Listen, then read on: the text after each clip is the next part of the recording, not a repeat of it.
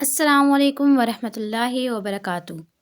میں جماعت نحم کی اردو کی کتاب نیو سلیبس کے مطابق سبق نمبر 2 نظم نعت کی پڑھائی کر رہی ہوں۔ اس سے پہلے ویڈیو میں نے نظم نعت کے شعر نمبر 1، 2 اور 3 کی تشریح کی ہے۔ آج میں شعر نمبر 4 کی تشریح کروں گی۔ ہر ویڈیو میں آپ کو پیشکش بھی سکھا رہی ہوں تاکہ آپ نہ صرف تشریح کو سمجھیں بلکہ اسے لکھنا بھی سیکھیں۔ ویڈیو مکمل دیکھیں اور دیکھنے کے بعد لائک ضرور کریں۔ چینل کو بھی سبسکرائب کریں اور نیچے دیے گئے کمنٹ باکس میں اپنی رائے کا اظہار ضرور کریں تاکہ میں یہ جان سکوں کہ یہ ویڈیوز آپ کے لیے فائدہ مند ہے یا نہیں۔ آئیے شعر نمبر 4 پڑھتے ہیں۔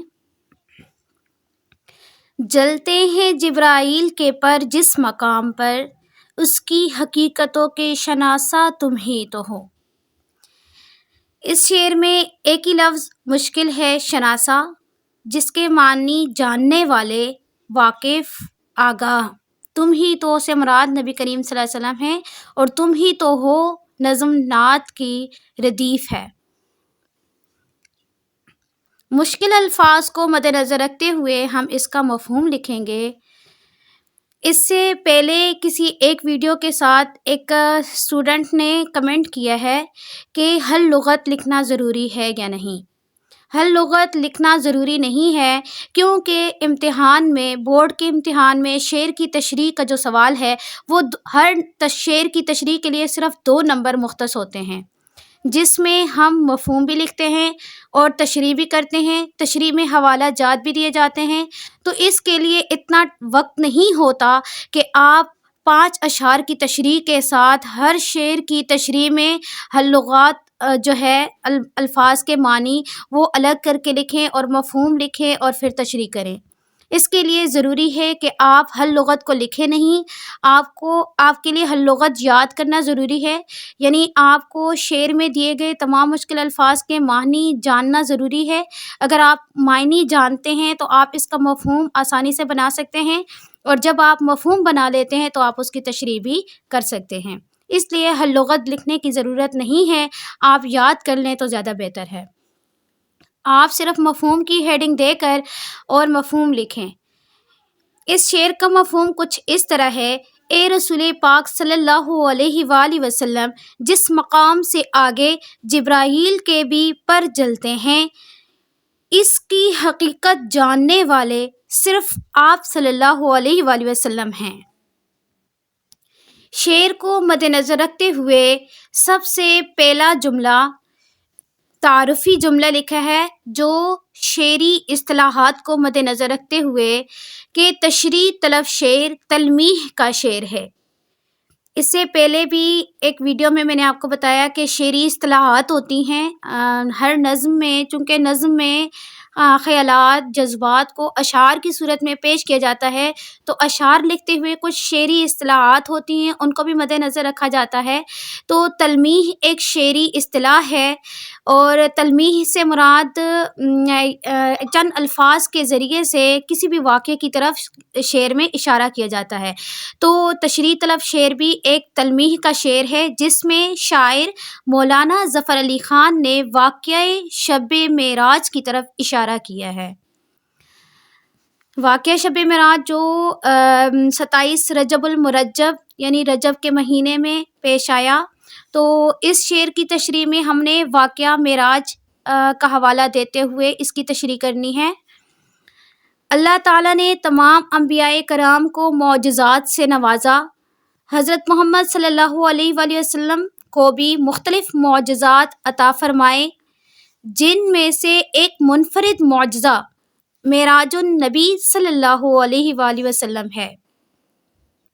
جب اہل طائف نے حضور اکرم صلی اللہ علیہ وآلہ وسلم کے ساتھ بدسلوکی، ظلم و بربریت کی حد کر دی تو واقعہ معراج پیش آیا، یعنی آپ صلی اللہ علیہ وآلہ وسلم پر جب اہل طائف نے ظلم کیا تو واقعہ معراج کے ذریعے اللہ تعالیٰ نے آپ پر ظاہر کیا کہ اگر فرش والوں نے آپ پر ظلم کیا تو عرش والا کبھی آپ کا ساتھ نہیں چھوڑے گا، اس لیے واقعہ معراج پیش آیا۔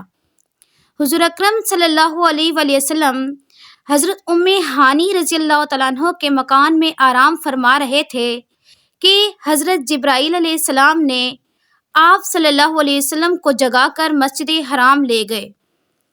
وہاں سے ایک بہشتی جانور پر سوار ہو کر مسجد اقصیٰ کی جانب روانہ ہوئے۔ یہاں بہشتی جانور، جسے عام زبان میں ہم براق کا نام دیتے ہیں، کہ آپ صلی اللہ علیہ وسلم نے براق پر سوار ہو کر معراج کا سفر طے کیا، تو یہی ایک بہشتی جانور منفرد جانور ہے جو اللہ تعالیٰ نے اعزاز کے طور پر آپ صلی اللہ علیہ وسلم کے لیے بھیجا، تاکہ آپ صلی اللہ علیہ وسلم اس پر سوار ہو کر آسمانوں کا سفر کریں، آسمانوں کی سیر کریں۔ مسجد اقصیٰ میں آپ صلی اللہ علیہ وآلہ وسلم نے انبیاء کرام علیہم السلام کی امامت فرمائی۔ مسجد اقصیٰ سے حضرت جبرائیل علیہ السلام کی معیت میں 7 آسمانوں کا سفر شروع ہوا۔ سدرۃ المنتہا پر آپ صلی اللہ علیہ وآلہ وسلم کو مختلف مقامات جنت و جہنم کی سیر کرائی گئی۔ پہلے تو آسمانوں تک آپ صلی اللہ علیہ وسلم کا جو سفر تھا، تو ہر اس آسمان پر آپ صلی اللہ علیہ وسلم کی انبیاء کرام سے ملاقات ہوتی رہی۔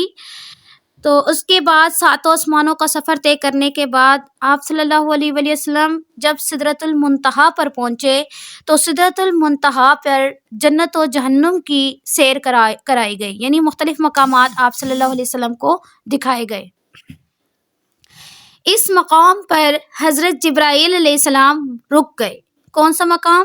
سدرۃ المنتہا کا مقام، یعنی حضرت جبرائیل علیہ السلام سدرۃ المنتہا کے مقام پر رک گئے اور فرمایا، اے میرے آقا، ہماری رسائی ایک معلوم مقام تک ہے، میں اگر ایک بال برابر بھی آگے گیا تو جل جاؤں گا۔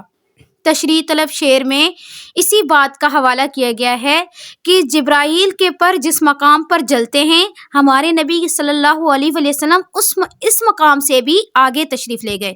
تو شاعر کے بقول، یعنی شاعر اسی مقام کی طرف اشارہ کرتے ہوئے کہتا ہے کہ تمام فرشتوں کے سردار حضرت جبرائیل علیہ السلام جس مقام کو نہ پا سکے، یعنی اس مقام کو صرف ہمارے نبی صلی اللہ علیہ وسلم ہی پا سکے ہیں، تو ہمارے نبی صلی اللہ علیہ وسلم کی شان ہے کہ ان تمام مقامات اور ممکنات سے آگے گزر کر عرش معلیٰ پر رب کریم سے روبرو ہوئے، یعنی اس رات میں اللہ تعالیٰ سے آپ صلی اللہ علیہ وسلم نے آمنے سامنے ملاقات فرمائی۔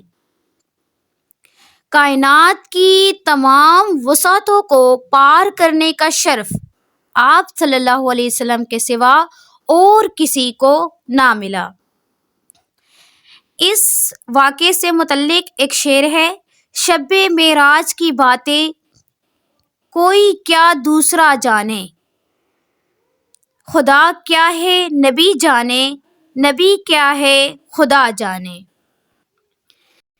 تو یہ تھی شعر نمبر 4 کی تشریح، جس میں میں نے انتہائی آسان الفاظ میں واقعہ معراج کو سامنے رکھتے ہوئے آپ کے سامنے تشریح پیش کی، اور اس سے متعلقہ ایک شعر بھی حوالہ جات کے طور پر شامل کیا ہے۔ ساتھ میں تشریح میں دیے گئے تمام اہم نکات اور اہم الفاظ کو ہائی لائٹ کر دیا گیا ہے۔ اس سے لکھائی خوشنویس ہوتی ہے۔ آپ بھی اسی پیشکش کو مد نظر رکھتے ہوئے اسی طریقے کے مطابق تشریح کریں۔ اگلی ویڈیو میں ہم انشاءاللہ شعر نمبر 5 کی تشریح کریں گے۔ تب تک کے لیے اللہ حافظ۔